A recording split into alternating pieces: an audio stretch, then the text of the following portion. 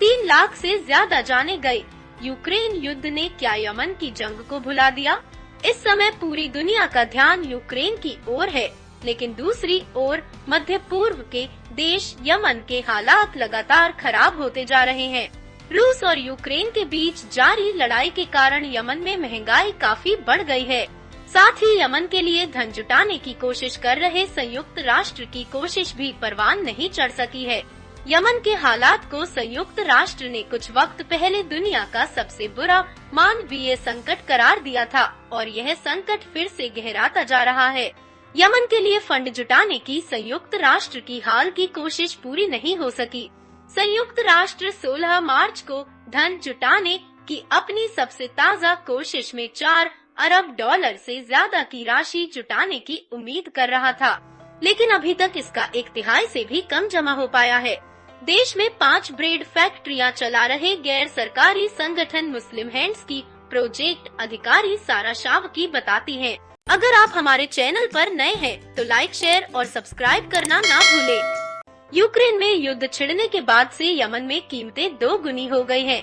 खास तौर से आटे की कीमत काफी बढ़ गई है। पहले एक बोरे की कीमत $21-25 थी, जो अब $50 हो गई है। हमें ब्रेड मुहैया कराने के लिए दूसरी चीजों में कटौती करनी पड़ी है। शावकी बताती हैं कि खैरात पर निर्भर करीब 25,000 लाभार्थियों में से कई परिवारों को हर दिन सिर्फ यही ब्रेड खाने को मिला करती है। हम असहाय लोगों, अनाथों, विकलांगों और महिलाओं की मदद कर रहे हैं।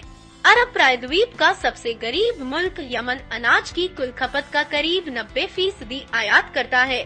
ध्यान देने की बात यह है कि विश्व बैंक के अनुसार यमन का 40% गेहूं यूक्रेन और रूस से ही आता है।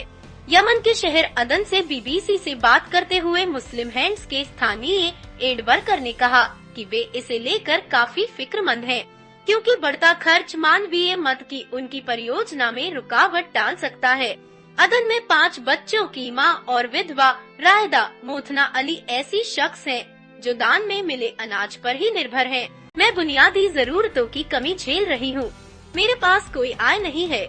मुझे और मेरे बच्चों को दिन में ब्रेड के 2 टुकड़े मिलते हैं और हम सिर्फ इतना ही खाते हैं।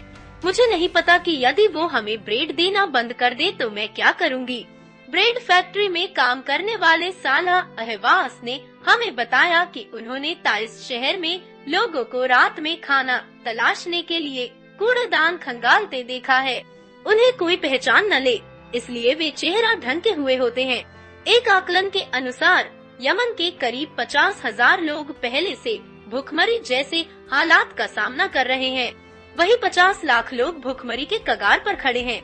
पर्यवेक्षकों का कहना है कि राजनीतिक और आर्थिक हल के बिना हालात और भी खराब होने की आशंका है। यमन में पिछले 7 साल से ज्यादा समय से जारी युद्ध के आधिकारिक आंकड़े इस मामले की गंभीरता को जाहिर करते हैं। देश में युद्ध से ज्यादा भूख से मौतें हो रही हैं। यमन की 3 करोड़ की आबादी का करीब 80% हिस्सा जीने के लिए किसी न किसी मत पर निर्भर है। संयुक्त राष्ट्र शरणार्थी उच्चायुक्त UNHCR मानवीय मामलों के समन्वय के लिए संयुक्त राष्ट्र कार्यालय UNOCHA, संयुक्त राष्ट्र विश्व खाद्य कार्यक्रम WFP जैसी अंतर्राष्ट्रीय संस्थाओं से हासिल आंकड़े यमन की भयावह स्थिति को उजागर करते हैं। इन आंकड़ों के अनुसार 2021 के अंत तक देश में कम से कम 37 शून्य लोग मारे जा चुके हैं। पिछले 7 सालों से चल रहे इस युद्ध में अब तक 10,000 से ज्यादा बच्चे मारे जा चुके हैं या जख्मी हो गए हैं। इस लड़ाई के चलते वहां अब तक 40 लाख से ज्यादा लोग विस्थापित हो चुके हैं। वही देश के 3 करोड़ लोगों में से 1.74 करोड़ लोगों को अभी पेट भरने के लिए मदद की जरूरत है। अनुमान है कि इस साल के अंत तक यह गिनती बढ़कर 1.9 करोड़ हो जाएगी।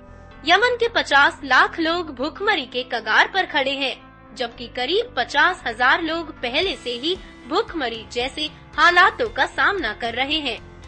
हमारी वीडियो आपको कैसी लगी प्लीज कमेंट करके बताइए।